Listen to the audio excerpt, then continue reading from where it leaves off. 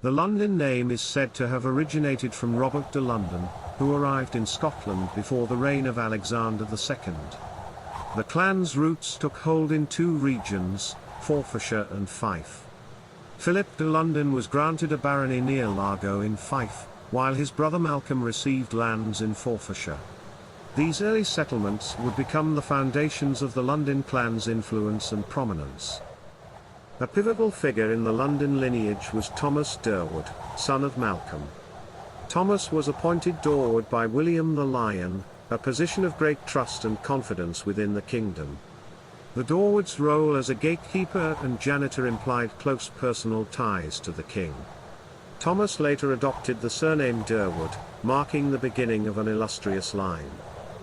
The Lundins' close connection to Scottish royalty became even more apparent in subsequent generations.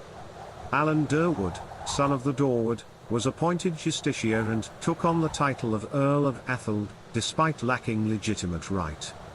His marriage to the natural daughter of Alexander II further solidified the clan's ties to the royal family. The Lundin lineage took a significant turn when Robert, a natural son of William the Lion, married the heiress of the Lundin house. As a testament to this marriage, Robert assumed the Lundin surname, signifying the proud lineage of the clan. The Lundin coat of arms proudly displays the family's twice royal blood, a symbol of their noble heritage. Throughout the years, the Lundin estates and titles passed through various hands, often influenced by marriages and alliances. In 1648, Sir John Lundin of Lundin was succeeded by his daughter, Margaret. Her husband, Robert Maitland, assumed her name and the family coat of arms, along with the estates. The couple played active roles in the political turmoil of their time, participating in the attempted rescue of Charles I and fighting at the Battle of Worcester in 1651.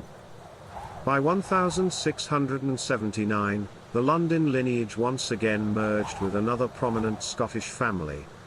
John Drummond, through his marriage to a Lundin descendant, received a royal warrant allowing him to incorporate his wife's coat of arms, which closely resembled those of the Kings of Scots. John held esteemed positions, serving as Deputy Governor of Edinburgh Castle and later as Secretary of State. His elevated status culminated in his creation as Earl of Melfort in 1685.